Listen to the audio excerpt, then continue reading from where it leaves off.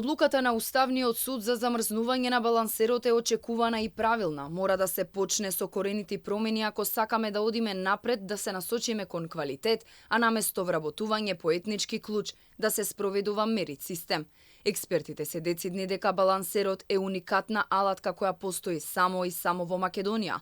Таа е спротивна на голем број закони, акти, конвенции во рамки на Европската унија и нејзините институции. Сметам дека конечно Уставниот суд почнува да чекори по патеката на правото и на правдата. Јас одамна зборувам дека веќе времето е поминато на балансерот, дека целта за која што беше донесен како политичка алатка, каде преку работните односи, преку трудовите односи, всушност се сака да се направи одреден баланс и кохезија во општеството, веќе е исполнета.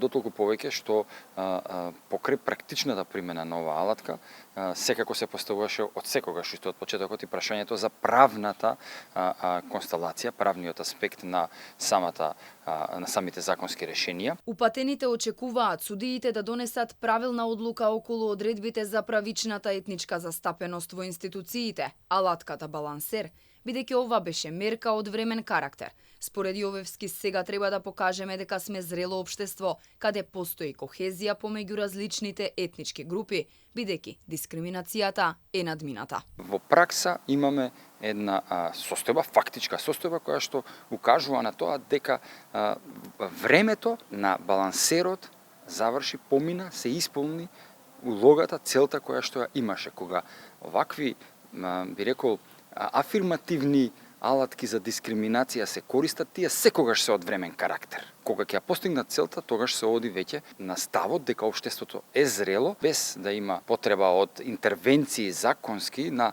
афирмација на нееднаквоста, да се веќе кохезијата спроведува, да се негува да постои во општеството. По неколку часовна дебата, Уставен суд вчера донесе одлука дека се запираат вработувањата врз основа на етничката припадност. Предметот кој Уставен го оформи е на иницијатива на антикорупцијската комисија, со која се оспоруваат одредбите за правична етничка застапеност во институциите. Дебатата меѓу уставните судии беше тензична, бидејќи тројца од нив, Осман Кадриов, Фатмир Скендер и Насер Ајдари, се против оспорувањето на етничките вработувања, со образложение дека тоа би можело да предизвика меѓуетнички тензии.